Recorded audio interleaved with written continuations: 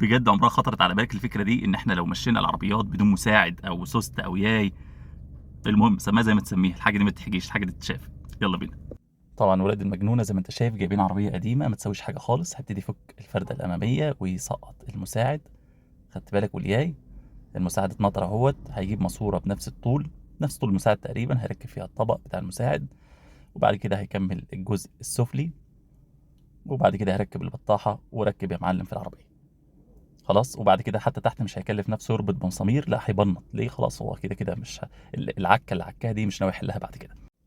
بالنسبه بقى للعفشه الخلفيه، هيبتدي يجيب ماسوره ويركبها على نظام التعليق الخلفي، هيمنع عمل الياي تماما.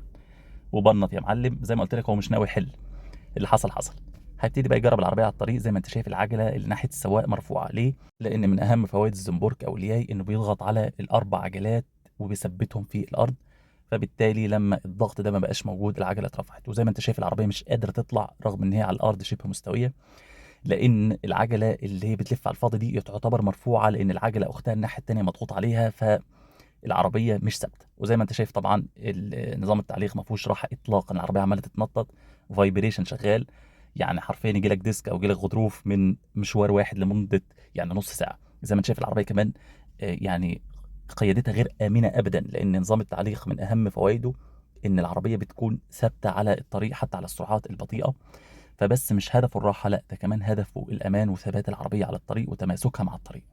طبعا حلمك في إنك تخلص من الصيانات بتاعة نظام التعليق للأسف أنا عارف أحبطتك، أنا عارف. بس زي ما قلت لك الموضوع بس مش راحة زي ما الناس متخيلة.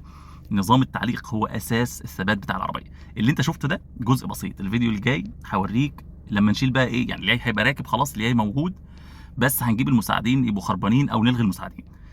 هتشوف مراجيح حرفيا يعني دي خلاها زي ما قلت لك، الحاجات دي ما بتحكيش، دي لازم تشوفها بعينك.